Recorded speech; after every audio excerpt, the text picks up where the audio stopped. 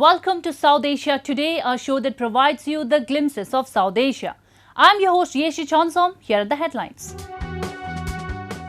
World Sindhi Congress holds protest in London against land grab in Sindh.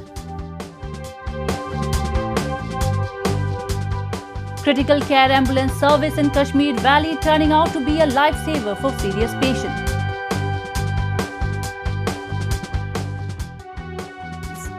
And Afghan girl vows to keep learning after school attack.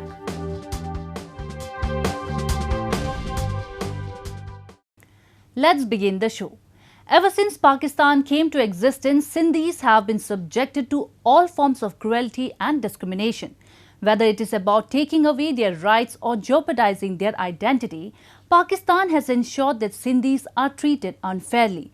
And land grabbing to materialize Islamabad's projects is the latest design to inflict another form of brutality.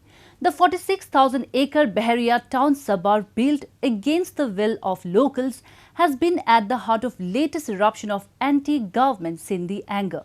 Protests are being held in Pakistan and in other countries demanding justice. A report.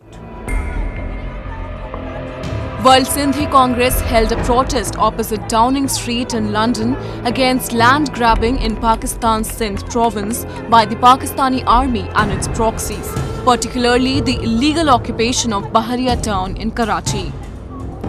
The rally was attended by Sindhi and Baloch activists from around the United Kingdom.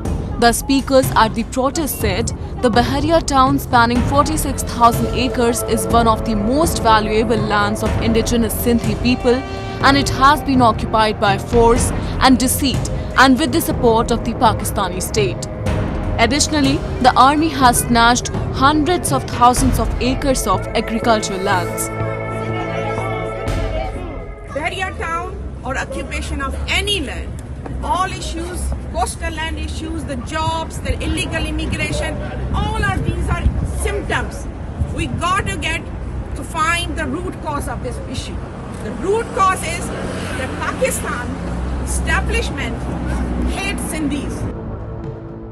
Though the Supreme Court found the acquisition of land by Bahariya town illegal, an implementation bench fined Bahariya town $3 billion and legalized it. As a result, police and other agencies have forced people to leave villages. The authorities are said to be intimidating and implicating in false cases those who refuse to leave. According to the protesters, the Pakistani state has clear designs to convert Sindhis into a minority in their historical homeland, and the only way forward for the survival of the Sindhi people is a united struggle against unprecedented tyranny. We are protesting here today in the atmosphere of one of the darkest nights on Sindh and Sindhi people. I can see, as a scientist, based on the research, that in the current world, Sindh is experiencing the fastest occupation. Bahariya town is just one example. Earlier, a peaceful demonstration had turned violent in front of the suburb's gate. People who have been affected most by the illegal land grabbing set the infrastructure on fire.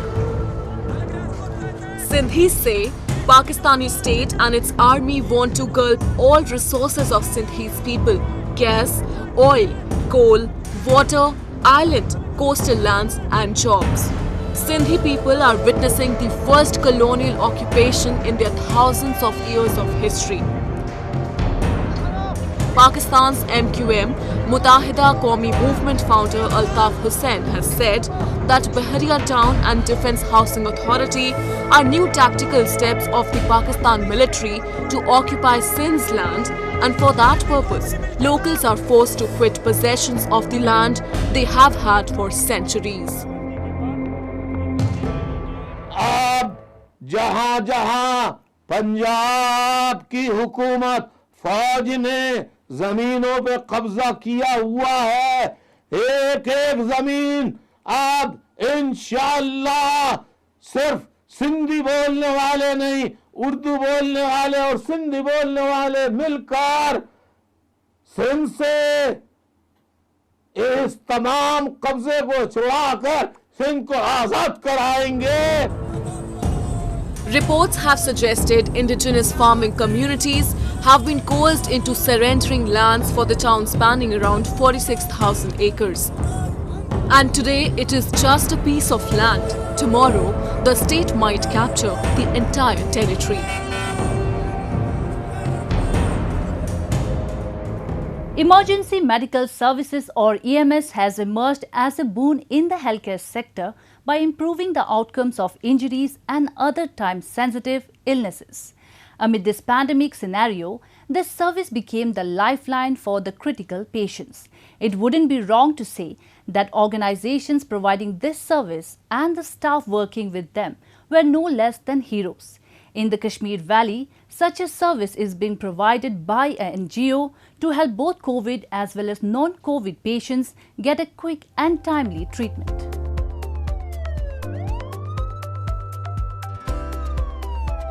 Running from pillar to post, these critical care ambulances have turned out to be a savior for severe patients across various districts in Kashmir Division.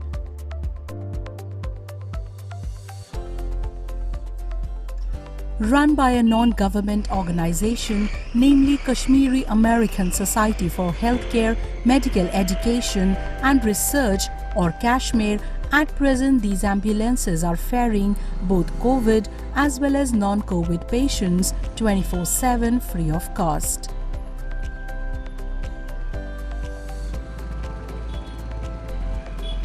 Equipped with ICU facilities and manned by trained medical and paramedical personnel, these ambulances provide urgent pre-hospital treatment and stabilization for serious illness and injuries and transport to definitive care.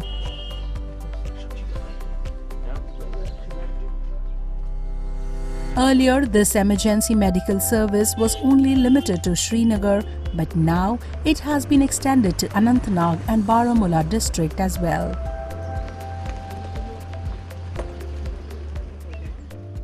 इसमें oxygen भी है, oxygen की ज़्यादा ज़रूरत पड़ती है Covid patients को, oxygen supply इसमें है, इसमें वेंटिलेटर ऑप्शन अवेलेबल हमारे पास है, इसमें इमरजेंसी मेडिसिन अवेलेबल हमारे पास है।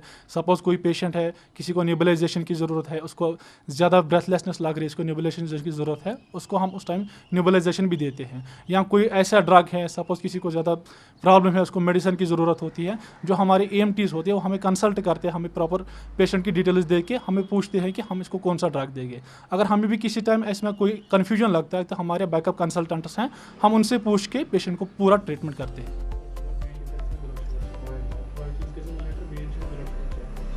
In order to ensure the smooth functioning of the ambulance service, a control room has also been set by the organization.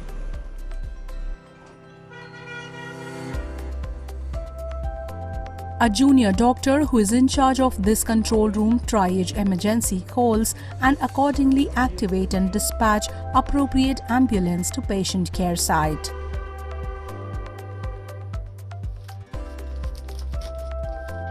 Once the patient is signed out to the receiving hospital by the ambulance crew, it returns back to the bay unless called again.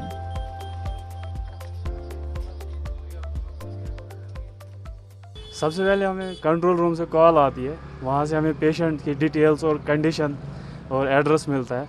उसी according हम patient को वापस दोबारा call करते हैं, call करके हम उसको एस्टिमेटेड टाइम देते हैं according to distance.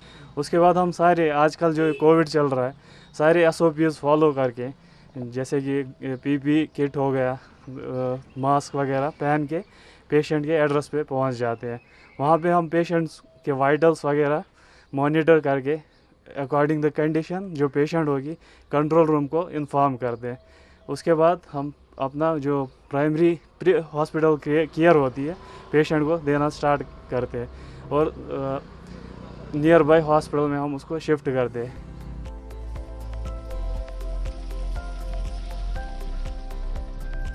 With its ground partners Help and Save Hot Kashmir Foundation, Kashmir has come a long way in saving the lives of people in the valley ever since its launch in 2019.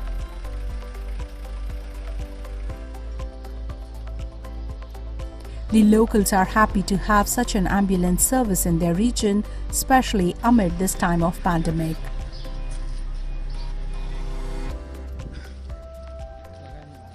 हमारे हिसाब से तो बहुत ही फ़ायदेमंद है क्योंकि आपको road पे एक सर्विस मिल रही है ऑक्सीजन की और वेदर आपको अगर आप पॉजिटिव हो या कुछ इनके सामने कोई पॉजिटिव केस आ गया कोई भी केस आ गया तो रोड पे ऐसी फैसिलिटी ऑक्सीजन की और एम्बुलेंस आपके पास है तो ये तो बहुत अच्छी फैसिलिटी है हमारे हिसाब से बहुत अच्छा मतलब ये है स्टेप है क्योंकि आप देख सकते हैं इन हालातों में तो सब घरों में महसूर है बैठे हुए हैं तो सब जान बचाते हुए हैं तो लेकिन ये इस बात की परवाह ना करते हुए रोड पे निकले हुए हैं और लोगों की खिदमत करने के लिए निकले हैं हमारे हिसाब से बहुत अच्छी सर्विस है इनको बहुत ही अप्रिशिएट होना चाहिए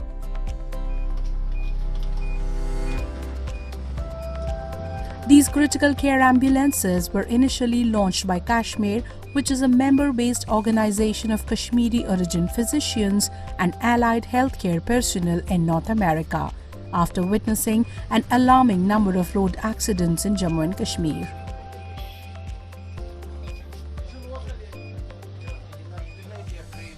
But today, this project has changed the concept of ambulances in the valley to life-saving emergency medical transportation.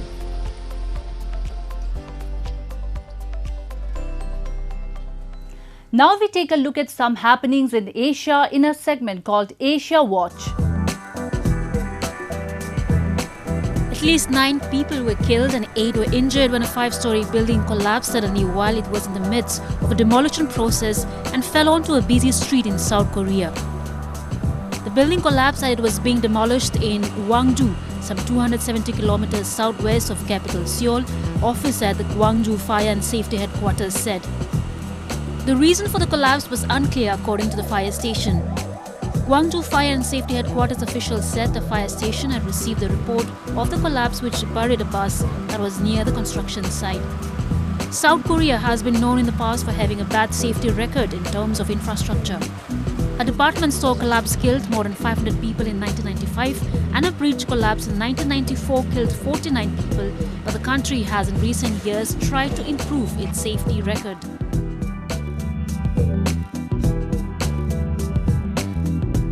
Thailand is kicking off its mass vaccinations on Monday.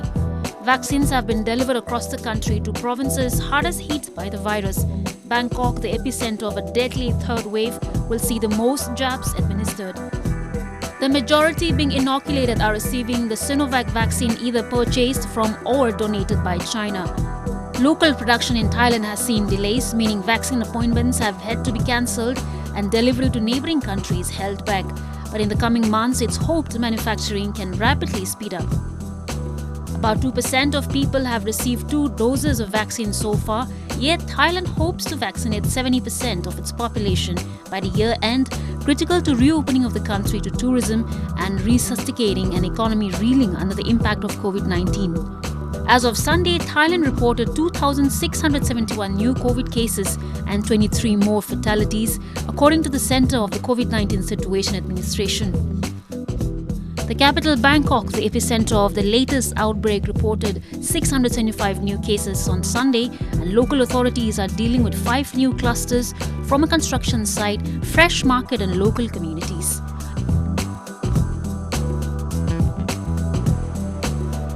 Malaysia on June 8 began rolling out mobile vaccination units in the capital Kuala Lumpur as the Southeast Asian nation ramps up its COVID-19 inoculation program amid a surge in infections. A fresh 2-week lockdown came into force in Malaysia on June 1st as the country battles the worst outbreak of the coronavirus since the start of the pandemic. The mobile vaccination units are being used by the government to reach densely populated areas where residents may have difficulty getting to vaccination centres. Hundreds of people waited to receive their first vaccination shot at a mobile vaccination unit on the outskirts of Kuala Lumpur. About 2.5 million people have received at least 1 dose of COVID-19 vaccine in Malaysia. As of June 7, less than 10% of its 32 million population.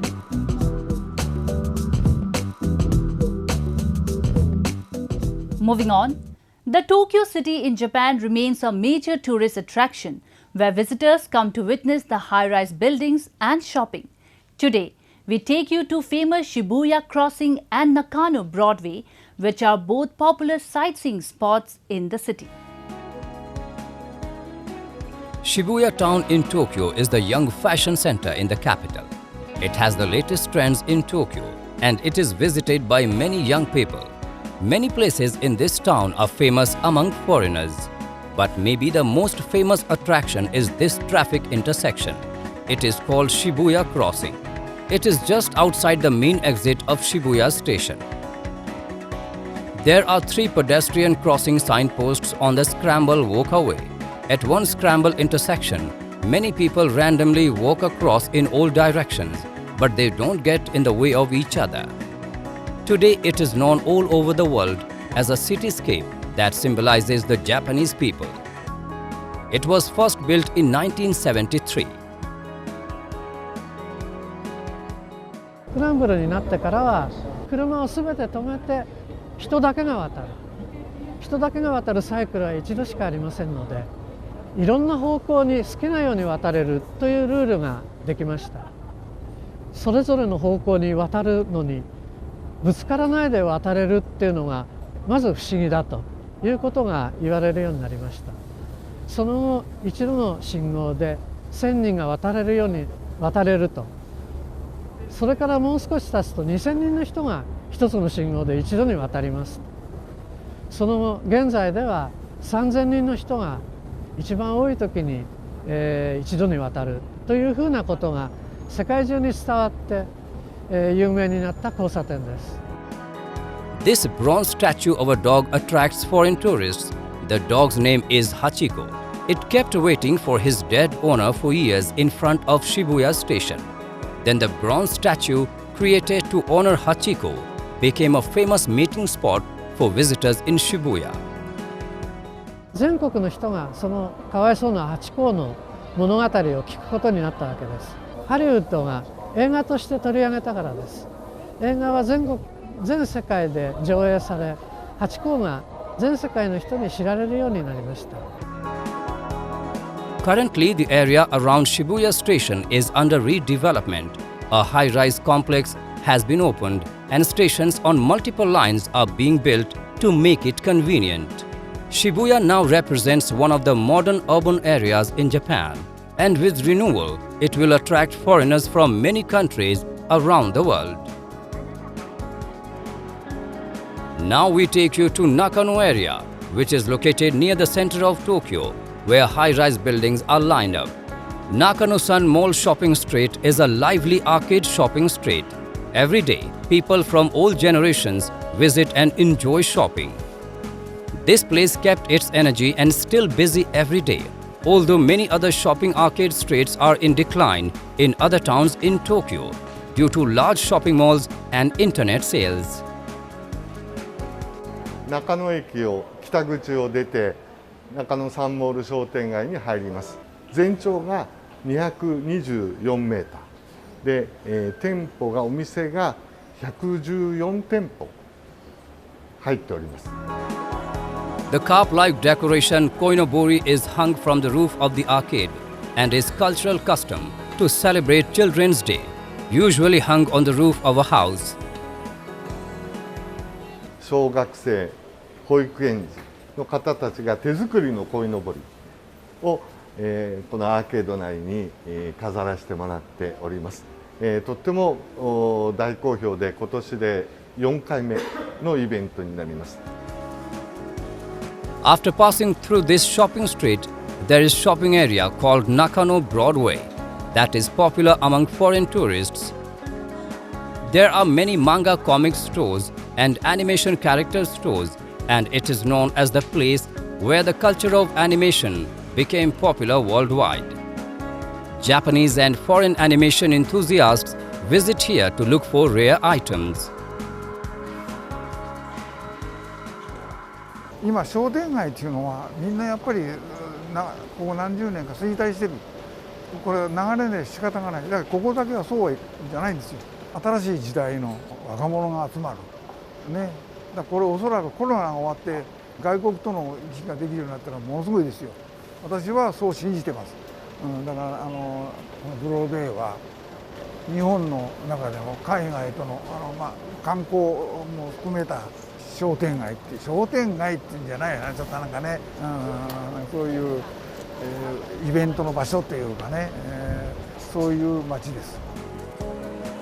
The shopping street in Nakano will always be full of people of all generations and many tourists, and it will keep its status as a famous tourist attraction representing Japan. Moving on, a month after one of the deadliest and cowardly attacks rocked Afghanistan, stories of resilience and determination are hitting the headlines. Torn between the fear of further terror attacks and personal ambitions, the girls who survived the carnage are all set to return to schools. They say that terrorists cannot dampen their spirit and they will continue to pursue their ambitions of an improved and peaceful Afghan society. Have a look. These girls in the group hug are survivors of the last month's terror massacre that has left a permanent scar on their memory and life. Currently undergoing psychotherapy sessions being held by an NGO and the government, they are trying to overcome the trauma they suffered after a massive bomb went off outside their school gate in the capital. While recounting the horror, one such girl, Fatima Noori, who survived the attack, narrowly said she was so terrified by the attack that she couldn't even utter anything in the immediate aftermath of the incident. وقتی اینجا آمده بودم من نمیتونستم گپ زدم کم کم میتونستم اما راه رفته درست نمیتونستم راه رفتن دم سخت بود وقتی اینجا آمدیم چند روز تیر شد بالاخره نتیجهش هم بهتر بود یعنی مثلا ما میتونستم راه برم گپم راحت زدم میتونستم Lighting candles in remembrance and meditation is what they are regularly involved in to attain peace of mind. The sessions are not compulsory, but each participating student must complete at least 5 of the 3-hour-long sessions. اصلی ترین هدف ما است که اینا بتونن رنج خودشون را درک بکنن، شرایط خودشون را درک بکنن و این که این همدلی اتفاق بیفته و اینا احساس گرفتن حمایت روانی و درک شدن را داشته باشن و کم کم در واقع اینا بتونن از این سوک عبور کنن و در این سوک در واقع نمانن. Girl education has always been the target of the extremists in the country. Whether it is the Taliban or the ISIS terrorists who have been making both territorial and ideological gains in the country, none wants to see women progressing. According to USAID, more than 3.5 million girls are now enrolled in school in Afghanistan compared to none during the Taliban era. But an estimated 3.7 million children remain out of school, 60% of them girls, according to UNICEF. And they have been compelled further by the United States and many other Western nations' claim of girls' education as one of the key successes of years of foreign presence in Afghanistan. Fatima Noori, on the other side, says that such attacks cannot suppress the morale of Afghan girls and they will continue to pursue education and excellence of all forms. من از این نمیترسم که دوباره مثلا مکتب بیایم انفجار شود من قوی‌تر از قبل میخوایم در مکتب آمده و درسای خود ادامه بدم و راه کسایی که شهید شده را ادامه بدم کتابچه خالی اونا را ما پر کنیم و من بسیار زیاد پشتی صنف ما پشتی همصنفی های ما زیاد دق شدیم و هر چه زودتر مکتب ما آغاز شود تا همصنفی های خود ببینیم و به درسای خود ادامه بدیم. The future, however, doesn't appear secure as foreign forces prepare to leave later this year. Some fear that it will embolden the terrorist groups. Students, however, seem to have come to terms with the regular attacks and a permanent atmosphere of violence in the country. They say they are going there anyway. میخوایم درسای خود ادامه داده و به پانتون را پیدا کنم و رشته طب میخوایم بخوانم و در آینده یک دکتر خوب شوم تا بتونم نیروهای امنیتی ما که در خارج از مرز از ما مردم دفاع میکنن و زخمی میشن اونا رو من تداوی بکنم. During the Taliban's hardline rule from 1996 until their ouster in 2001, girls were blocked from school, nearly all women had to quit work, their movement was restricted, and a strict dress code enforced. Promising women emancipation this time, they have denied any responsibility and have condemned the school bloodshed. It's time for me to wrap up today's episode. We will be back next week at the same time. This is Yeshi signing off on behalf of the entire production team of South Asia Today. Goodbye and take care.